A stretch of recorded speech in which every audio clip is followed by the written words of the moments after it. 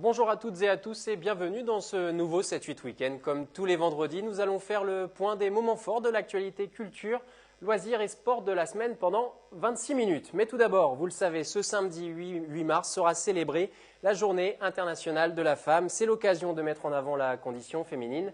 Et dans le domaine de l'aviation, devenir pilote pour la jante féminine a été autrefois un long combat. Pour découvrir cette histoire, une exposition qui s'intitule « Femmes pilotes, des pionnières aux astronautes » retrace un siècle dans les airs à la salle Voltaire de Fontenay-le-Fleury à partir de ce samedi 8 mars. Et pour en parler, Michel Seignette, vous êtes chargé des relations publiques de l'Association française des femmes pilotes. Bonjour à vous et merci d'être là. Tout d'abord, première question, pourquoi une telle exposition sur les femmes pilotes ? Eh bien, parce qu'il y a une très belle histoire que peu de gens connaissent et donc on a décidé de faire des panneaux qui retracent effectivement toute cette saga. Je le disais, ça fait un petit peu plus d'un siècle que le tout premier brevet de pilote a été accordé à une femme. Que va-t-on y découvrir dans cette exposition ? Alors, on va y découvrir différents thèmes, c'est-à-dire qu'on a les pionnières. Ce sont toutes les femmes qui ont été brevetées avant 1914. Après, il y a une interruption et on attaque vers 1920. On aura donc les aventurières qui, là, vont commencer à faire des grands voyages. Nous avons également un thème sur les pilotes handicapés. Sur les IPSA, ce sont les infirmières de l'air. Nous avons les pilotes de ligne, les pilotes de chasse, pilotes d'essai, pilotes militaires et Claudia Ignoret. Claudine, évidemment, voilà. la célèbre. Voilà. Cette exposition raconte donc du coup le destin de toutes ces femmes pilotes à travers le temps et à travers les âges.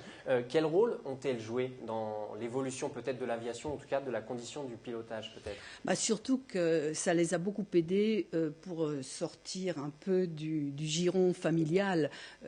C'était une forme d'émancipation de pouvoir sortir. Et donc, beaucoup de femmes se sont accrochées à ça pour pouvoir justement s'émanciper des traditions féminines.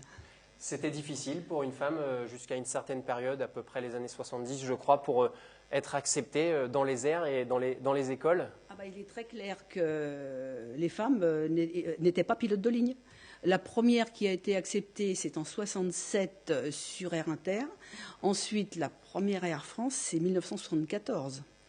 Et il n'y a pas très longtemps au final. Pas très longtemps. Et l'école d'aviation civile, l'ENAC, n'a été ouverte aux femmes qu'en 1974. Comment peut-on expliquer justement ce retard ? C'était quoi ? C'était dû à un manque de reconnaissance de l'excellence des pilotes femmes ou parce qu'on estimait que les femmes n'avaient pas à piloter ? Je ne sais pas. Moi, je pense que c'était un peu ça. Et c'était fermé. Et les hommes ont fait ce qu'il fallait pour que ça ne s'ouvre pas trop vite, je crois.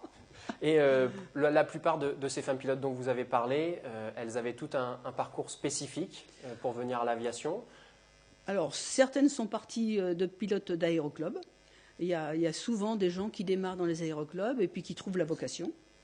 Et pour beaucoup, oui, Danielle Décuré, je prendrai son nom, en 1974, première Air France, elle est sortie par le vol à voile, le vol moteur, les aéroclubs. Jacqueline Dubu, je crois qu'elle a fait un peu pareil aussi également.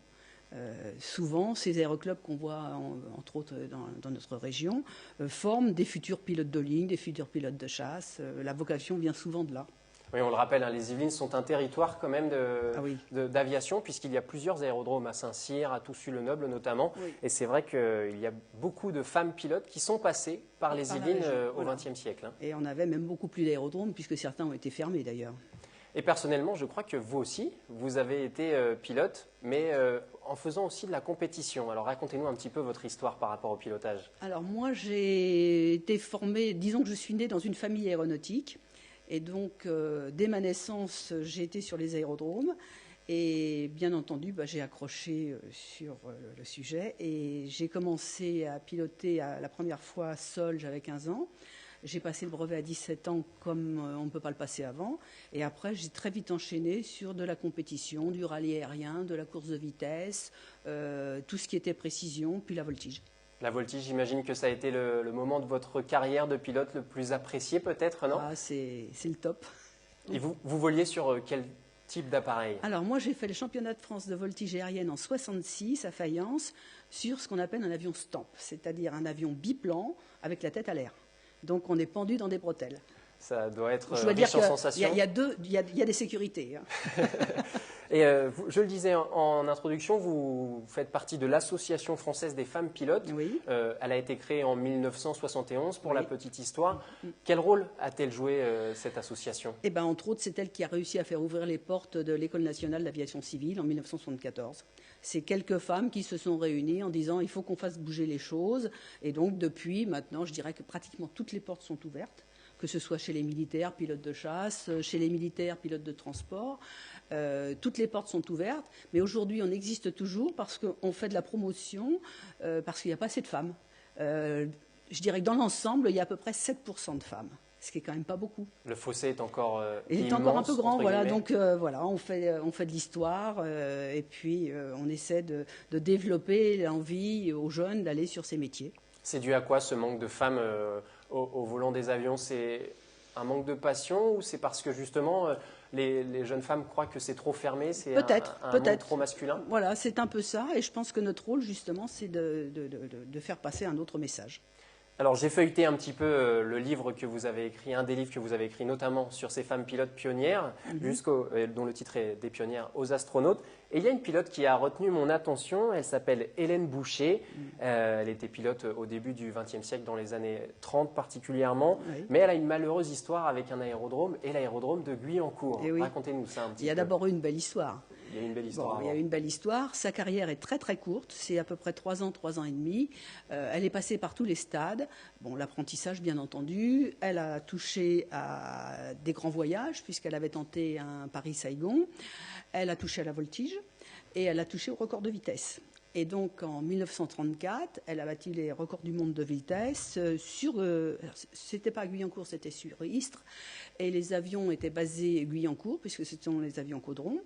Et donc, elle a battu les records à 445 km/h, avec un avion à hélice, pas un avion à réaction. Donc déjà, ça allait très vite. Dans ah les oui, années c'était 30. des beaux avions, des avions très, très fuselés, très très beaux avions. Et donc, son histoire, malheureusement, s'est terminée du côté de Guyancourt. Je dirais que voilà, elle a fait tout en 3 ans, elle a touché à tout. Et puis, elle a voulu s'entraîner un jour où il faisait mauvais temps, pendant le salon de l'aéronautique qui était à Paris. Et avec le mauvais temps, elle manquait aussi un petit peu d'entraînement parce qu'elle avait fait de la compétition, puis elle s'était un peu arrêtée. Et donc, elle a été prise dans le mauvais temps. Malheureusement, elle a loupé un atterrissage. Et que fait-on quand on n'est plus pilote? J'imagine que vous pilotez peut-être un peu moins aujourd'hui. C'est difficile, cette attirance des airs qui doit être encore là, non? Ah ben moi, la passion, elle y est toujours. La passion, elle y est toujours. Mais bon, j'ai plus de visite médicale. J'ai un passé lourd. Donc, ma foi, je reste dans le milieu parce que c'est un milieu passionnant. Et donc, je me suis mis à faire de l'histoire, de l'écriture, de l'histoire. Et puis, comme ça, je m'occupe un peu des expositions. Je reçois des jeunes, des classes. On les motive à ce genre de métier. Très bien, merci beaucoup Michel Seignet d'être passé sur le 7-8 Week-end. Et si vous voulez donc découvrir plein de profils atypiques de pilotes, de femmes pilotes, rendez-vous donc pour l'exposition Femmes pilotes des pionnières aux astronautes qui débute ce 8 mars jusqu'au 17 mars, salle Voltaire à Fontenay-le-Fleury. Merci beaucoup à vous. Merci. On reste dans la journée internationale de la femme jusqu'au 8 mars. Cette fois-ci, du côté de Magny-les-Hameaux, les femmes sont célébrées à travers différentes manifestations aux couleurs cette année de l'Amérique du Sud. Tour d'horizon complet avec Aurélia Debissy. À Magny-les-Hameaux, ce n'est pas une journée, mais une semaine durant laquelle les femmes du monde sont célébrées. À l'occasion de la Journée internationale des droits des femmes le samedi 8 mars, la ville et les associations partenaires organisent une semaine d'animation cette année sur la thématique de l'Amérique du Sud. Au programme, par exemple, visite à l'estaminet de 2 expositions consacrées aux femmes d'Amérique latine, ateliers cuisine où tacos et autres empanadas réveillent les papilles, ou encore cours de gym en rythme sur des musiques muy caliente. Au travers de ces invitations au voyage, l'objectif est de créer des moments de partage et d'échange pour les femmes. On ne fait pas des ateliers pour faire des ateliers, il faut que ça ait un sens. Et le sens, c'est le lien entre elles, avec les autres, pas seulement entre femmes d'ailleurs, parce que la semaine de la femme, ça ne concerne pas que les femmes, tout le monde est invité, etc. Et c'est vrai que ça permet vraiment elles font connaissance de plus en plus entre elles. Elles échangent au niveau de leurs enfants, par rapport à leurs enfants, par rapport à l'éducation, le sens, c'est ça, c'est le lien social qu'elles tissent entre elles. Voilà. Et avec le quartier, et avec la ville. Et puis c'est aussi une façon de faire comprendre aux femmes, enfin de comprendre nous-mêmes aussi, de quoi on est capable, en fait. Parce qu'on sait faire des tas de choses, on peut faire des tas de choses, on le sait. Tout le monde ne le sait pas, mais bon, voilà, c'est prendre confiance en nous de plus en plus, quoi. Je crois qu'on n'y arrivera que comme ça. Gagner en confiance en soi, se sentir à l'aise avec son corps et oser être belle, ce sont là les maîtres mots donnés au cours de l'atelier de conseil en images, dispensé également cette semaine. C'est donner des astuces et des conseils faciles à réaliser au quotidien et pour tout public, voilà, jeune, moins jeune. Voilà. Parce qu'en fait, le look, il concerne tout le monde. J'aime beaucoup ce lien qui se tisse avec les dames. Ce côté aussi où on laisse tous les soucis, on parle un peu chiffon, on parle beauté, qu'on soit maman, jeune à la recherche d'emploi. C'est ce côté entre femmes super, comment dirais-je, elles se laissent un peu, elles se confient, on rigole. L'atelier, aux allures de réunion entre amis, apporte les clés pour apprendre notamment à se maquiller, associer les couleurs qui mettent en valeur et s'habiller en fonction de sa morphologie. Parce que si vous regardez bien par rapport à tout à l'heure, vous devez trouver une différence dans les yeux.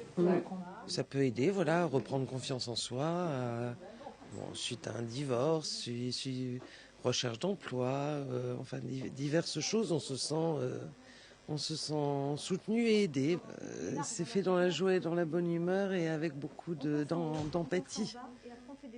La journée du samedi 8 mars s'annonce elle aussi sous le signe de la convivialité. De 10h à 16h, place au plaisir sportif. Entre autres, cours d'aérobox, zumba, rallye pédestre. Et dès 20h30, la soirée se clôture par le concert salsa de Yemaya à la Banda, 12 musiciennes venues des 4 coins du monde.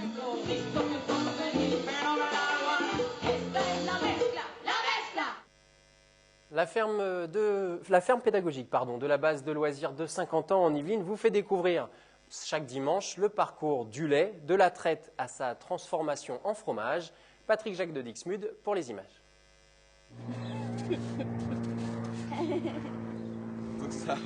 Comment manipuler les trayons de chèvre? La ferme pédagogique de la base de loisirs de Saint-Quentin en Yvelines propose tous les dimanches matins un atelier d'initiation destiné aux enfants. Toutes les étapes de transformation du lait en fromage sont au programme, à commencer par la traite des chèvres. Le but, c'est vraiment d'apprendre en s'amusant et en posant des petites questions. Par exemple, pour le lait, de savoir qu'une chèvre elle a besoin d'avoir un bébé pour faire du lait. On demande à quoi ça sert le lait, pour nourrir qui, pour nourrir le bébé. Et ils trouvent intuitivement. Les enfants apprennent ensuite les rudiments de la fabrication du fromage. Le lait est filtré afin d'enlever toutes les impuretés. Quelques gouttes de présure d'origine animale sont rajoutées pour coaguler le lait. Et après une journée d'attente, il faut égoutter le lait caillé dans des faisselles. Le fromage doit ensuite être salé et placé sur une grille munie d'un store d'égouttage. Il ne manque plus que l'affinage et le séchage. J'ai trouvé ça très intéressant et on s'est bien amusé, on rigole. Je ne m'étais jamais intéressée à ça et maintenant j'aime bien savoir. Mais pas question de dégustation à l'issue de l'atelier. Pour des normes d'hygiène, le fromage doit reposer avant d'être goûté. En sport, cette semaine, le golf de Feucherolles accueillait la première étape de la Foot Golf Cup 2014. L'occasion de découvrir ce sport a priori fait pour les anciens footballeurs et surtout une discipline en quête de reconnaissance. Jonathan Villeman pour les images.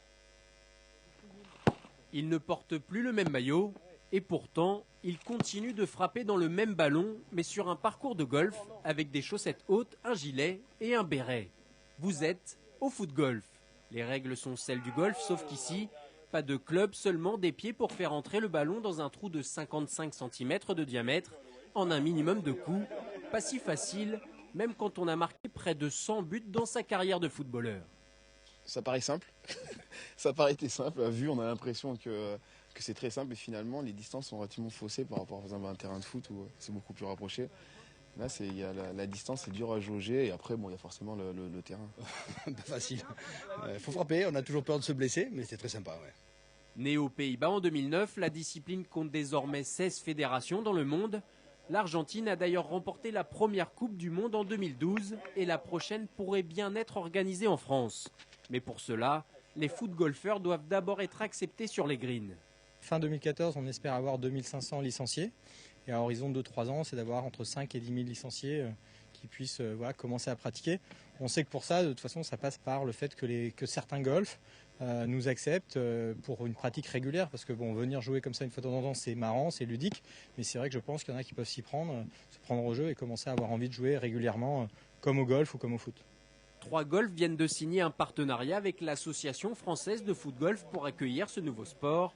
Les Pays-Bas, venus en masse à Feucherolles, ont marqué leur territoire en remportant l'épreuve par équipe de cette première étape de la Foot Golf Cup 2014. Ils s'apprêtent à traverser le Pacifique à la rame. En juin prochain, Clément et Christophe prendront le départ de la Great Pacific Race pour peut-être établir un record du monde. Nous les avons rencontrés il y a quelques jours dans leur village de Millemont, tout près d'Oudon, avec Jonathan Villeman et Patrick Jacques de Dixmude. Pourquoi une traversée à la rame, comme vous le disiez, Clément? Vous n'êtes pas tous les deux des marins pur sang, non? Alors, on n'est pas des marins pur sang. Maintenant, au contact des marins, on a compris que c'était possible. Ce qui est sûr, c'est que la traversée à la rame, c'est quelque chose qui reste unique dans le monde. Aujourd'hui, il y a 650 personnes qui ont traversé un océan à la rame. Et l'océan Pacifique, donc nous, c'est la course qu'on va faire, c'est San Francisco, Hawaï. Pour l'instant, il y a moins de 40 personnes qui l'ont fait. Évidemment, ce qui nous est arrivé, c'était le côté unique, exploit. Vous partez de zéro, pour ainsi dire. Il va falloir apprendre un peu tout, là. Naviguer, ramer, aussi l'aspect physique, parce que j'imagine que la condition physique doit être parfaite pour partir dans ce genre d'expédition, non? Alors allez, c'est sûr que c'est un projet qui est extrêmement complet, que ce soit pour une préparation en termes de budget, pour trouver les sponsors, que ce soit en préparation physique. C'est très difficile de pouvoir utiliser un bateau comme ça, étant donné qu'on habite en région parisienne, parce que le bateau se trouve en région parisienne, c'est compliqué d'aller en mer régulièrement. Donc on s'entraîne tout simplement sur des rameurs classiques de chambre. Et ensuite, c'est beaucoup de course à pied. L'idée, c'est en fait d'être en très très bonne forme. Et grâce à notre préparation qui est assez spécifique, on va essayer d'augmenter nos performances pendant les 4 derniers mois qui nous restent avant le départ de la course. C'est justement des techniques qui sont assez faciles à apprendre parce que, comme vous le disiez, peu de personnes ont tenté ce genre de traversée. C'est que l'exploit est quand même d'une certaine hauteur, non? Alors, c'est compliqué d'atteindre le bon niveau physique. C'est un effort qui est comme un effort de marathonien, sauf qu'on le répète tous les jours.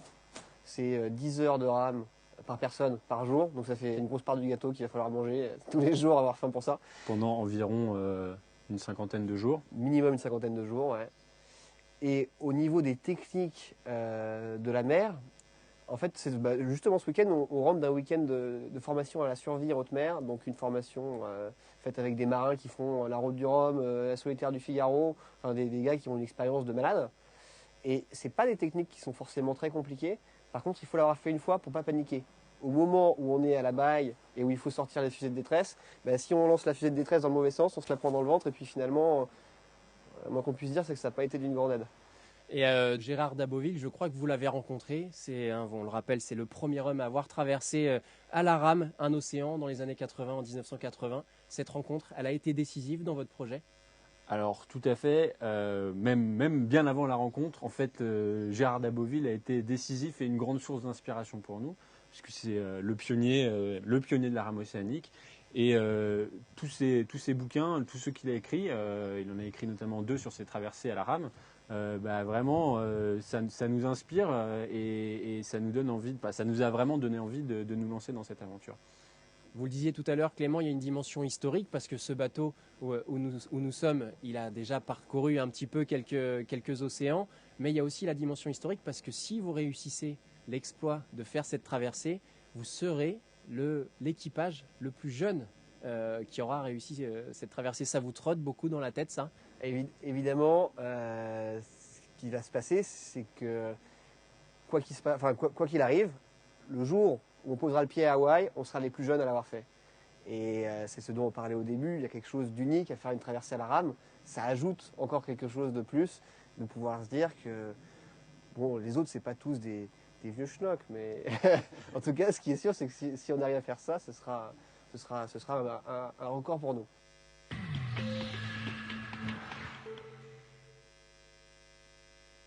2 journées et 2 victoires pour les Templiers d'Elancourt en championnat de France élite de foot US. Les joueurs d'Emmanuel Charret se sont imposés ce week-end face aux Molosses d'Asnières et ils confirment là évidemment leurs ambitions de titre.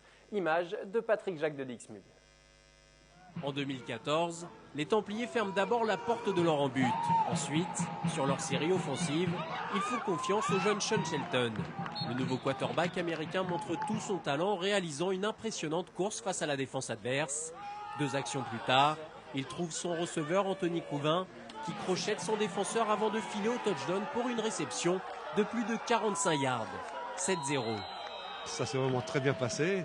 Bon, il faut dire qu'on a 5-6 receveurs qui sont très très bons, 3 ou 4 qui sont les meilleurs du championnat de France. Donc on facilite un peu l'arrivée du quarterback.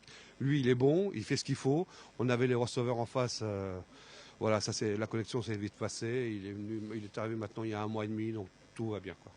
Au début du second quart-temps, les Templiers mènent rapidement 14-0, mais leurs affaires se compliquent brutalement après l'expulsion d'Anthony Couvin pour un coup de casque sur Alexandre Laruelle. Mais les Molosses ne concrétisent pas leur possession, 14-0 à la mi-temps. Au retour des vestiaires, Sean Shelton, impeccable jusque-là, va remettre les Molosses dans le match par une perte de balle à quelques mètres de l'embut adverse. Un turnover qui offre leur 2e touchdown aux visiteurs, 14-7. Les Molosses ne parviendront pas à revenir et verront leurs espoirs douchés par un dernier touchdown de Christophe Morin et surtout cette interception de Thibaut Conchon. Score final 21-7. Avec cette 2e victoire en autant de journées, les Templiers s'annoncent clairement comme l'une des équipes à battre de ce début de saison. Allez, pour terminer cette édition, évidemment, place à votre agenda du week-end. 2 rendez-vous à ne pas rater ces 2 prochains jours. On en parlait évidemment en début d'émission. L'exposition Femmes pilotes des pionnières aux astronautes à la salle Voltaire de Fontenay-le-Fleury. Vous pourrez découvrir ces femmes pilotes jusqu'au 17 mars. Et en sport, championnat de France de cross-country ce dimanche 9 mars au parc Maurice-Leluc de Saint-Cyr-l'École. Départ à 10h. C'est la fin de cette édition. Merci encore une fois de l'avoir suivi. Je vous souhaite un excellent week-end sur TV Fit.